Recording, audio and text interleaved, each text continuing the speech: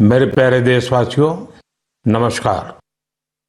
आज पूरा देश आतंकवाद के खिलाफ एकजुट है, आक्रोश से भरा हुआ है, संकल्पबद्ध है। आज हर भारतीय का यही संकल्प है, हमें आतंकवाद को खत्म करना ही है। साथियों, ऑपरेशन सिंदूर के दौरान हमारी सेनाओं ने जो पराक्रम दिखाया है, उसने हर हिंदुस्तानी का सिर ऊंचा कर दिया है। जिस प्रिसीजन के साथ, जिस सटीकता के साथ हमारी सेनाओं ने सीमा पार के आतंकवादी ठिकानों को ध्वस्त किया, वो अद्भुत है। ऑपरेशन सिंदूर ने दुनिया भर में आतंक के खिलाफ लड़ाई को नया विश्वास और उत्साह दिया है। साथियों, ऑपरेशन सिंदूर सिर्फ एक सैन्य मिशन नहीं है, ये हमारे संकल्प, साहस और बदलते भारत की तस्वीर है। और इस तस्वीर ने पूरे देश को देशभक्ति के भावों से भर दिया है, तिरंगे में रंग दिया है। आपने देखा होगा, देश के कई शहरों में, गांवों में, छोटे छोटे कस्बों में तिरंगा यात्राएं निकाली गई। हजारों लोग हाथों में तिरंगा लेकर देश की सेना, उसके प्रति वंदन अभिनंदन करने निकल पड़े। कितने ही शहरों में सिविल डिफेंस वॉलेंटियर बनने के लिए बड़ी संख्या में युवा एकजुट हो गए। और हमने देखा, चंडीगढ़ के वीडियो तो काफी वायरल हुए थे। सोशल मीडिया पर कविताएं लिखी जा रही थी, संकल्प गीत गाए जा रहे थे, छोटे छोटे बच्चे पेंटिंग बना रहे थे जिनमें बड़े संदेश छुपे थे। मैं अभी 3 दिन पहले बीकानेर गया था। वहां बच्चों ने मुझे ऐसी ही एक पेंटिंग भेंट की थी। ऑपरेशन सिंदूर ने देश के लोगों को इतना प्रभावित किया है कि कई परिवारों ने इसे अपने जीवन का हिस्सा बना लिया है। बिहार के कटिहार में, यूपी के कुशीनगर में और भी कई शहरों में उस दौरान जन्म लेने वाले बच्चों का नाम सिंदूर रखा गया है। साथियों, हमारे जवानों ने आतंक के अड्डों को तबाह किया। यह उनका अदम्य साहस था और उसमें शामिल थी भारत में बने हथियारों, उपकरणों और टेक्नोलॉजी की ताकत। उसमें आत्मनिर्भर भारत का संकल्प भी था। हमारे इंजीनियर्स, हमारे तकनीशियन, हर किसी का पसीना इस विजय में शामिल है। इस अभियान के बाद पूरे देश में वोकल फॉर लोकल को लेकर एक नई ऊर्जा दिख रही है। कई बातें मन को छू जाती है। एक माँ बाप ने कहा, अब हम अपने बच्चों के लिए सिर्फ भारत में बने खिलौने ही लेंगे। देशभक्ति की शुरुआत बचपन से होगी। कुछ परिवारों ने शपथ ली है, हम अपनी अगली छुट्टियां देश के किसी खूबसूरत जगह में ही बिताएंगे। कई युवाओं ने मेड इन इंडिया का संकल्प लिया है, वो देश में ही शादी करेंगे। किसी ने ये भी कहा है, अब जो भी गिफ्ट देंगे वह किसी भारतीय शिल्पकार के हाथों से बना होगा। साथियों, यही तो है भारत की असली ताकत, जन मन का जुड़ाव, जन भागीदारी। मैं आप सबसे भी आग्रह करता हूं, आइए इस अवसर पर एक संकल्प लें। हम अपने जीवन में जहां भी संभव हो देश में बनी चीजों को प्राथमिकता देंगे। यह सिर्फ आर्थिक आत्मनिर्भरता की बात नहीं है, यह राष्ट्र के निर्माण में भागीदारी का भाव है। हमारा एक कदम भारत की प्रगति में बहुत बड़ा योगदान बन सकता है। साथियों, बस से कहीं आना जाना कितनी सामान्य बात है। लेकिन मैं आपको एक ऐसे गांव के बारे में बताना चाहता हूं जहां पहली बार एक बस पहुंची। इस दिन का वहां के लोग वर्षों से इंतजार कर रहे थे और जब गांव में पहली बार बस पहुंची तो लोगों ने ढोल नगाड़े बजाकर उसका स्वागत किया। बस को देखकर लोगों की खुशी का ठिकाना नहीं था। गांव में पक्की सड़क थी, लोगों को जरूरत थी, लेकिन पहले कभी यहां बस नहीं चल पाई थी। क्यों? क्योंकि ये गांव माओवादी हिंसा से प्रभावित था। यह जगह है महाराष्ट्र के गढ़चिरौली जिले में और इस गांव का नाम है काटेजरी। काटेजरी में आए इस परिवर्तन को आसपास के पूरे क्षेत्र में महसूस किया जा रहा है। अब यहां हालात तेजी से सामान्य हो रहे हैं।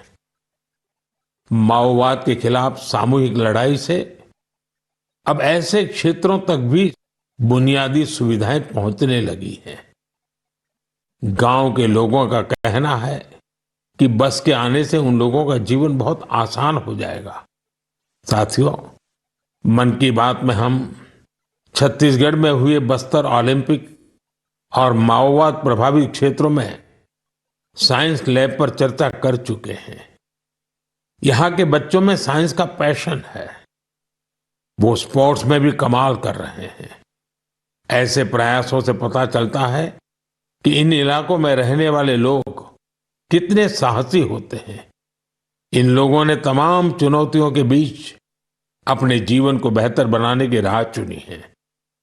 मुझे यह जानकर भी बहुत खुशी हुई कि 10वीं और 12वीं की परीक्षाओं में दंतेवाड़ा जिले के नतीजे बहुत शानदार रहे हैं। करीब 95% रिजल्ट के साथ ये जिला 10वीं के नतीजों में टॉप पर रहा। वहीं 12वीं की परीक्षा में इस जिले ने छत्तीसगढ़ में छठा स्थान हासिल किया। सोचिए, जिस दंतेवाड़ा में कभी माओवाद चरम पर था, वहां आज शिक्षा का परचम लहरा रहा है। ऐसे बदलाव हम सभी को गर्व से भर देते हैं। मेरे प्यारे देशवासियों, अब मैं लायंस, शेरों से जुड़ी एक बड़ी अच्छी खबर आपको बताना चाहता हूं। पिछले केवल 5 वर्षों में गुजरात के गीर में शेरों की आबादी 674 से बढ़कर 891 हो गई है। 674 से 891। लायन सेंसस के बाद सामने आई शेरों की ये संख्या बहुत उत्साहित करने वाली है। साथियों, आप में से बहुत से लोग यह जानना चाह रहे होंगे कि आखिर ये एनिमल सेंसस होती कैसे है। ये एक्सरसाइज बहुत ही चुनौतीपूर्ण है। आपको यह जानकर हैरानी होगी कि लायन सेंसस 11 जिलों में 35,000 वर्ग किलोमीटर के दायरे में की गई थी। सेंसस के लिए टीमों ने राउंड द क्लॉक यानी 2400 घंटे इन क्षेत्रों की निगरानी की। इस पूरे अभियान में वेरिफिकेशन और क्रॉस वेरिफिकेशन दोनों किए गए। इससे पूरी बारीकी से शेरों की गिनती का काम पूरा हो सका। साथियों, एशियाटिक लायन की आबादी में बढ़ोतरी ये दिखाती है कि जब समाज में ओनरशिप का भाव मजबूत होता है तो कैसे शानदार नतीजे आते हैं। कुछ दशक पहले गीर में हालात बहुत चैलेंजिंग थे, लेकिन वहां के लोगों ने मिलकर बदलाव लाने का बीड़ा उठाया। वहां लेटेस्ट टेक्नोलॉजी के साथ ही ग्लोबल बेस्ट प्रैक्टिसेस को भी अपनाया गया। इसी दौरान गुजरात ऐसा पहला राज्य बना जहां बड़े पैमाने पर फॉरेस्ट ऑफिसर के पद पर महिलाओं की तैनाती की गई। आज हम जो नतीजे देख रहे हैं उसमें इन सभी का योगदान है। वाइल्ड लाइफ प्रोटेक्शन के लिए हमें ऐसे ही हमेशा जागरूक और सतर्क रहना होगा। मेरे प्यारे देशवासियों, 2-3 दिन पहले ही मैं पहली राइजिंग नॉर्थ ईस्ट समिट में गया था। उससे पहले हमने नॉर्थ ईस्ट के सामर्थ्य को समर्पित अष्टलक्ष्मी महोत्सव भी मनाया था। नॉर्थ ईस्ट की बात ही कुछ और है। वहां का सामर्थ्य, वहां का टैलेंट वाकई अद्भुत है। मुझे एक दिलचस्प कहानी पता चली है क्राफ्टेड फाइबर्स की। क्राफ्टेड फाइबर्स ये सिर्फ एक ब्रांड नहीं, सिक्किम की परंपरा, बुनाई की कला और आज के फैशन की सोच, तीनों का सुंदर संगम है। इसकी शुरुआत की डॉक्टर चेवांग नोरबू भूटिया ने। पैसे से वो वेटरनरी डॉक्टर है और दिल से सिक्किम की संस्कृति के सच्चे ब्रांड एम्बेसडर। उन्होंने सोचा क्यों न बुनाई को एक नया आयाम दिया जाए और इसी सोच से जन्म हुआ क्राफ्टेड फाइबर का। उन्होंने पारंपरिक बुनाई को मॉडर्न फैशन से जोड़ा और इसे बनाया एक सोशल एंटरप्राइज। अब उनके यहाँ केवल कपड़े नहीं बनते, उनके यहाँ जिंदगियां बुनी जाती है। वे लोकल लोगों को स्किल ट्रेनिंग देते हैं, उन्हें आत्मनिर्भर बनाते हैं। गांवों के बुनकर, पशुपालक और सेल्फ हेल्प ग्रुप, इन सबको जोड़कर डॉक्टर भूटिया ने रोजगार के नए रास्ते बनाए हैं। आज स्थानीय महिलाएं और कारीगर अपने हुनर से अच्छी कमाई कर रहे हैं। क्राफ्टेड फाइबर्स के शॉल, स्टॉल, दस्ताने, मोजे सब लोकल हैंडलूम से बने होते हैं। इसमें जो ऊन का इस्तेमाल होता है वो सिक्किम के खरगोशों और भेड़ों से आता है। रंग भी पूरी तरह प्राकृतिक होते हैं, कोई केमिकल नहीं, सिर्फ प्रकृति की रंगत। डॉक्टर भूटिया ने सिक्किम की पारंपरिक बुनाई और संस्कृति को एक नई पहचान दी है। डॉक्टर भूटिया का काम हमें सिखाता है कि जब परंपरा को पैशन से जोड़ा जाए तो वो दुनिया को कितना लुभा सकती है।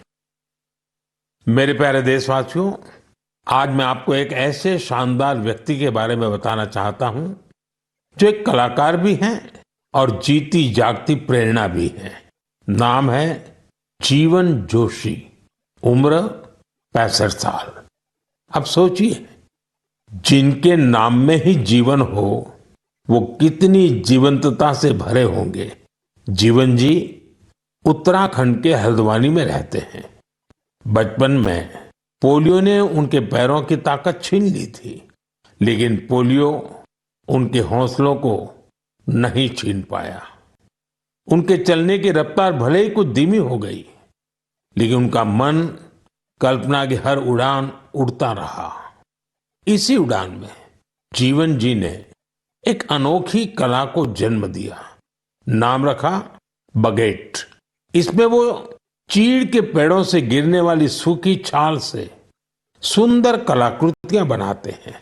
वो छाल जिसे लोग आमतौर पर बेकार समझते हैं, जीवन जी के हाथों में आते ही धरोहर बन जाती है। उनकी हर रचना में उत्तराखंड की मिट्टी की खुशबू होती है। कभी पहाड़ों के लोक वाद्य यंत्र, तो कभी लगता है जैसे पहाड़ों की आत्मा उस लकड़ी में समा गई हो। जीवन जी का काम सिर्फ कला नहीं, एक साधना है। उन्होंने इस कला में अपना पूरा जीवन समर्पित कर दिया है। जीवन जोशी जैसे कलाकार हमें याद दिलाते हैं कि परिस्थितियां चाहे जैसी भी हो, अगर इरादा मजबूत हो तो नामुमकिन कुछ नहीं। उनका नाम जीवन है और उन्होंने सच में दिखा दिया कि जीवन जीना क्या होता है। मेरे प्यारे देशवासियों, आज कई ऐसी महिलाएं हैं जो खेतों के साथ ही अब आसमान की ऊंचाइयों पर काम कर रही हैं। जी हाँ, आपने सही सुना। अब गांव की महिलाएं ड्रोन दीदी बनकर ड्रोन उड़ा रही हैं और उससे खेती में नई क्रांति ला रही है। साथियों, तेलंगाना के संगारेड्डी जिले में कुछ समय पहले तक जिन महिलाओं को दूसरों पर निर्भर रहना पड़ता था, आज वही महिलाएं ड्रोन से 50 एकड़ जमीन पर दवा के छिड़काव का काम पूरा कर रही है। सुबह 3 घंटे, शाम 2 घंटे और काम निपट गया। धूप की तपन नहीं, जहर जैसे केमिकल्स का खतरा नहीं। साथियों, गांव वालों ने भी इस परिवर्तन को दिल से स्वीकार किया है। अब ये महिलाएं ड्रोन ऑपरेटर नहीं, स्काई वॉरियर्स के नाम से जानी जाती है। ये महिलाएं हमें बता रही हैं, बदलाव तब आता है जब तकनीक और संकल्प एक साथ चलते हैं। मेरे प्यारे देशवासियों, अंतर्राष्ट्रीय योग दिवस में अब 1 महीने से भी कम समय बचा है। ये अवसर याद दिलाता है कि अगर आप अब भी योग से दूर हैं, तो अब योग से जुड़ें। योग आपका जीवन जीने का तरीका बदल देगा। साथियों, 21 जून 2015 में योग दिवस की शुरुआत के बाद से ही इसका आकर्षण लगातार बढ़ रहा है। इस बार भी योग दिवस को लेकर दुनिया भर में लोगों का जोश और उत्साह नजर आ रहा है। अलग अलग संस्थान अपनी तैयारियां साझा कर रहे हैं। बीते वर्षों की तस्वीरों ने बहुत प्रेरित किया है। हमने देखा है, अलग अलग देशों में किसी साल लोगों ने योग चेन बनाई, योग रिंग बनाई। ऐसी बहुत ही तस्वीरें हैं जहां एक साथ 4 जनरेशन मिलकर योग कर रही हैं। बहुत से लोगों ने अपने शहर की आइकॉनिक प्लेसेस को योग के लिए चुना। आप भी इस बार कुछ इंटरेस्टिंग तरीके से योग दिवस मनाने के बारे में सोच सकते हैं। साथियों, आंध्र प्रदेश की सरकार ने योग आंध्र अभियान शुरू किया है। इसका उद्देश्य पूरे राज्य में योग संस्कृति को विकसित करना है। इस अभियान के तहत योग करने वाले 10 लाख लोगों का एक पूल बनाया जा रहा है। मुझे इस वर्ष विशाखापत्तनम में योग दिवस कार्यक्रम में शामिल होने का अवसर मिलेगा। मुझे जानकर अच्छा लगा कि इस बार भी हमारे युवा साथी देश की विरासत से जुड़ी आइकॉनिक प्लेसेस पर योग करने वाले हैं। कई युवाओं ने नए रिकॉर्ड बनाने और योग चेन का हिस्सा बनने का संकल्प लिया है। हमारे कॉरपोरेट भी इसमें पीछे नहीं है। कुछ संस्थानों ने ऑफिस में ही योग अभ्यास के लिए अलग स्थान तय कर दिया है। कुछ स्टार्टअप्स ने अपने ऑफिस योग अवर्स तय कर दिए हैं। ऐसे भी लोग हैं जो गांवों में जाकर योग सिखाने की तैयारी कर रहे हैं। हेल्थ और फिटनेस को लेकर लोगों की ये जागरूकता मुझे बहुत आनंद देती है। साथियों, योग दिवस के साथ साथ आयुर्वेद के क्षेत्र में भी कुछ ऐसा हुआ है जिसके बारे में जानकर आपको बहुत खुशी होगी। कल ही यानी 24 मई को WHO के डायरेक्टर जनरल और मेरे मित्र तुलसी भाई की मौजूदगी में एक MOU साइन किया गया है। इस एग्रीमेंट के साथ ही international classification of health interventions के तहत एक डेडिकेटेड ट्रेडिशनल मेडिसिन मॉड्यूल पर काम शुरू हो गया है। इस पहल से आयुष को पूरी दुनिया में वैज्ञानिक तरीके से अधिक लोगों तक पहुंचाने में मदद मिलेगी। साथियों, आपने स्कूलों में ब्लैक बोर्ड तो देखा होगा, लेकिन अब कुछ स्कूलों में शुगर बोर्ड भी लगाया जा रहा है। ब्लैक बोर्ड नहीं, शुगर बोर्ड। CBSE की इस अनोखी पहल का उद्देश्य है बच्चों को उनके शुगर इंटेक के प्रति जागरूक करना। कितनी चीनी लेनी चाहिए और कितनी चीनी खाई जा रही है, ये जानकर बच्चे खुद से ही हेल्दी विकल्प चुनने लगे हैं। ये एक अनोखा प्रयास है और इसका असर भी बड़ा पॉजिटिव होगा। बचपन से ही स्वस्थ जीवन शैली की आदतें डालने में ये काफी मददगार साबित हो सकता है। कई अभिभावकों ने इसे सराहा है और मेरा मानना है ऐसी पहल दफ्तरों, कैंटीनों और संस्थानों में भी होनी चाहिए। आखिरकार सेहत है तो सब कुछ है। फिट इंडिया ही स्ट्रांग इंडिया की नींव है। मेरे प्यारे देशवासियों, स्वच्छ भारत की बात हो और मन की बात के श्रोता पीछे रहें, ऐसा कैसे हो सकता है भला? मुझे पूरा विश्वास है कि आप सब अपने अपने स्तर पर इस अभियान को मजबूती दे रहे हैं। लेकिन आज मैं आपको एक ऐसी मिसाल के बारे में बताना चाहता हूं जहां स्वच्छता के संकल्प ने पहाड़ जैसी चुनौतियों की भी मात दे दी। आप सोचिए, कोई व्यक्ति बर्फीली पहाड़ियों पर चढ़ाई कर रहा हो, जहां सांस लेना मुश्किल हो, कदम कदम पर जान को खतरा हो, और फिर भी वो व्यक्ति वहां सफाई में जुटा हो। ऐसा ही कुछ किया है हमारी आईटीबीपी की टीमों के सदस्यों ने। ये टीम माउंट मकालू जैसे विश्व की सबसे कठिन चोटी पर चढ़ाई के लिए गई थी। पर साथियों, उन्होंने सिर्फ पर्वतारोहण नहीं किया, उन्होंने अपने लक्ष्य में एक मिशन और जोड़ा, स्वच्छता का। चोटी के पास जो कचरा पड़ा था, उन्होंने उसे हटाने का बीड़ा उठाया। आप कल्पना कीजिए, 150 किलो से ज्यादा नॉन बायोडिग्रेडेबल वेस्ट इस टीम के सदस्य अपने साथ नीचे लाए। इतनी ऊंचाई पर सफाई करना कोई आसान काम नहीं है, लेकिन यह दिखाता है कि जहां संकल्प होता है, वहां रास्ते अपने आप बन जाते हैं। साथियों, इसी से जुड़ा एक और जरूरी विषय है पेपर वेस्ट और रिसाइकलिंग। हमारे घरों और दफ्तरों में हर दिन बहुत सारा पेपर वेस्ट निकलता है। शायद हम इसे सामान्य मानते हैं, लेकिन आपको जानकर हैरानी होगी, देश के लैंडफिल वेस्ट का लगभग 1/4 हिस्सा कागज से जुड़ा होता है। आज जरूरत है हर व्यक्ति इस दिशा में जरूर सोचे। मुझे जानकर अच्छा लगा कि भारत के कई स्टार्टअप्स इस सेक्टर में शानदार काम कर रहे हैं। विशाखापत्तनम, गुरुग्राम, ऐसे कई शहरों में कई स्टार्टअप पेपर रिसाइकलिंग के इनोवेटिव तरीके अपना रहे हैं। कोई रिसाइकल पेपर से पैकेजिंग बोर्ड बना रहा है, कोई डिजिटल तरीकों से न्यूज़पेपर रिसाइकलिंग को आसान बना रहा है। जालना जैसे शहरों में कुछ स्टार्टअप 100% रिसाइकल्ड मटेरियल से पैकेजिंग रोल और पेपर कोर बना रहे हैं। आप ये भी जानकर प्रेरित होंगे, 1 टन कागज की रिसाइकलिंग से 17 पेड़ कटने से बचते हैं और हजारों लीटर पानी की बचत होती है।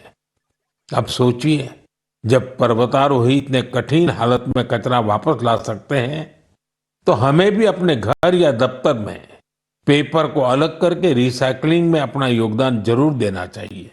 जब देश का हर नागरिक ये सोचेगा कि देश के लिए मैं क्या बेहतर कर सकता हूं, तभी मिलकर हम बड़ा परिवर्तन ला सकते हैं। साथियों, बीते दिनों खेलो इंडिया गेम्स की बड़ी धूम रही। खेलो इंडिया के दौरान बिहार के 5 शहरों ने मेजबानी की थी। वहां अलग अलग कैटेगरी के मैच हुए थे। पूरे भारत से वहां पहुंचे एथलीट्स की संख्या 5,000 से भी ज्यादा थी। इन एथलीट्स ने बिहार की स्पोर्टिंग स्पिरिट की, बिहार के लोगों से मिली आत्मीयता की बड़ी तारीफ की है। साथियों, बिहार की धरती बहुत खास है। इस आयोजन में यहाँ कई यूनिक चीजें हुई हैं। खेलो इंडिया यूथ गेम्स का ये पहला आयोजन था जो ओलंपिक चैनल के जरिए दुनिया भर में पहुंचा। पूरे विश्व के लोगों ने हमारे युवा खिलाड़ियों की प्रतिभा को देखा और सराहा। मैं सभी पदक विजेताओं, विशेषकर टॉप के 3 विनर्स महाराष्ट्र, हरियाणा और राजस्थान को बधाई देता हूं। साथियों, इस बार खेलो इंडिया में कुल 26 रिकॉर्ड बने। वेट लिफ्टिंग स्पर्धाओं में महाराष्ट्र की अस्मिता धोने, ओडिशा के हर्षवर्धन साहू और उत्तर प्रदेश के तुषार चौधरी के शानदार प्रदर्शन ने सबका दिल जीत लिया। वहीं महाराष्ट्र के साईराज परदेशी ने तो 3 रिकॉर्ड बना डाले। एथलेटिक्स में उत्तर प्रदेश के कादिर खान और शेख जिशान और राजस्थान के हंसराज ने शानदार प्रदर्शन किया। इस बार बिहार ने भी 36 मेडल्स अपने नाम किए। साथियों, जो खेलता है वही खिलता है। यंग स्पोर्टिंग टैलेंट के लिए टूर्नामेंट बहुत मायने रखता है। इस तरह के आयोजन भारतीय खेलों के भविष्य को और संवारने वाले हैं। मेरे प्यारे देशवासियों, 20 मई को वर्ल्ड बी डे मनाया गया। यानी एक ऐसा दिन जो हमें याद दिलाता है कि शहद सिर्फ मिठास नहीं, बल्कि सेहत, स्वरोजगार और आत्मनिर्भरता की मिसाल भी है। पिछले 11 वर्षों में मधुमक्खी पालन में भारत में एक स्वीट रिवॉल्यूशन हुआ है। आज से 10-11 साल पहले भारत में शहद उत्पादन एक साल में करीब 70-75 हजार मैट्रिक टन होता था। आज ये बढ़कर करीब करीब 1.25 लाख मैट्रिक टन के आसपास हो गया है। यानी शहद उत्पादन में करीब 60% की बढ़ोतरी हुई है। हम हनी प्रोडक्शन और एक्सपोर्ट में दुनिया के अग्रणी देशों में आ चुके हैं। साथियों, इस पॉजिटिव इम्पैक्ट में राष्ट्रीय मधुमक्खी पालन और शहद मिशन की बड़ी भूमिका है। इसके तहत मधुमक्खी पालन से जुड़े हजारों किसानों को ट्रेनिंग दी गई, उपकरण दिए गए और बाजार तक उनकी सीधी पहुंच बनाई गई। साथियों, ये बदलाव सिर्फ आंकड़ों में नहीं दिखता, ये गांव की जमीन पर भी साफ नजर आता है। छत्तीसगढ़ के कोरिया जिले का एक उदाहरण है। यहाँ आदिवासी किसानों ने सोन हनी नाम से एक शुद्ध जैविक शहद ब्रांड बनाया है। आज वह शहद जैम समेत अनेक ऑनलाइन पोर्टल पर बिक रहा है। यानी गांव की मेहनत अब ग्लोबल हो रही है। इसी तरह उत्तर प्रदेश, गुजरात, जम्मू कश्मीर, पश्चिम बंगाल और अरुणाचल प्रदेश में हजारों महिलाएं और युवा अब हनी उद्यमी बन चुके हैं। साथियों, और अब शहद की केवल मात्रा नहीं, उसकी शुद्धता पर भी काम हो रहा है। कुछ स्टार्टअप अब एआई और डिजिटल टेक्नोलॉजी से शहद की गुणवत्ता को प्रमाणित कर रहे हैं। आप अगली बार जब भी शहद खरीदें तो इन हनी उद्यमियों द्वारा बनाए गए शहद को जरूर आजमाएं। कोशिश करें कि किसी लोकल किसान से, किसी महिला उद्यमी से भी शहद खरीदें, क्योंकि उस हर बूंद में स्वाद ही नहीं, भारत की मेहनत और उम्मीदें घुली होती हैं। शहद की ये मिठास आत्मनिर्भर भारत का स्वाद है। साथियों, जब हम शहद से जुड़े देशों के प्रयासों की बात कर रहे हैं तो मैं आपको एक और पहल के बारे में बताना चाहता हूं। ये हमें याद दिलाती है कि हनी बीज की सुरक्षा सिर्फ पर्यावरण की नहीं, हमारी खेती और फ्यूचर जनरेशन की भी जिम्मेदारी है। ये उदाहरण है पुणे शहर का, जहां एक हाउसिंग सोसाइटी में मधुमक्खियों का एक छत्ता हटाया गया। शायद सुरक्षा के कारण या डर की वजह से, लेकिन इस घटना ने किसी को कुछ सोचने पर मजबूर कर दिया। अमित नाम के एक युवा ने तय किया कि बीज को हटाना नहीं, उन्हें बचाना चाहिए। उन्होंने खुद सीखा, मधुमक्खियों पर सर्च की और दूसरों को भी जोड़ना शुरू किया। धीरे धीरे उन्होंने एक टीम बनाई जिसे उन्होंने नाम दिया बी फ्रेंड्स, यानी बी मित्र। अब ये बी फ्रेंड्स मधुमक्खियों के छत्तों को एक जगह से दूसरी जगह सुरक्षित तरीके से ट्रांसफर करते हैं, ताकि लोगों को खतरा न हो और हनी बीज भी जिंदा रहे। अमित जी के इस प्रयास का असर भी बड़ा शानदार हुआ है। हनी बीज की कॉलोनी बच रही है, हनी प्रोडक्शन बढ़ रहा है और सबसे जरूरी है, लोगों में अवेयरनेस भी बढ़ रही है। ये पहल हमें सिखाती है कि जब हम प्रकृति के साथ तालमेल में काम करते हैं तो उसका फायदा सबको मिलता है। मेरे प्यारे देशवासियों, मन की बात के इस एपिसोड में इस बार इतना ही। आप इसी तरह देश के लोगों की उपलब्धियों को, समाज के लिए उनके प्रयासों को मुझे भेजते रहिए। मन की बात के अगले एपिसोड में फिर मिलेंगे। कई नए विषयों और देशवासियों की नई उपलब्धियों की चर्चा करेंगे। मुझे आपके संदेशों का इंतजार है। आप सबका बहुत बहुत धन्यवाद। नमस्कार।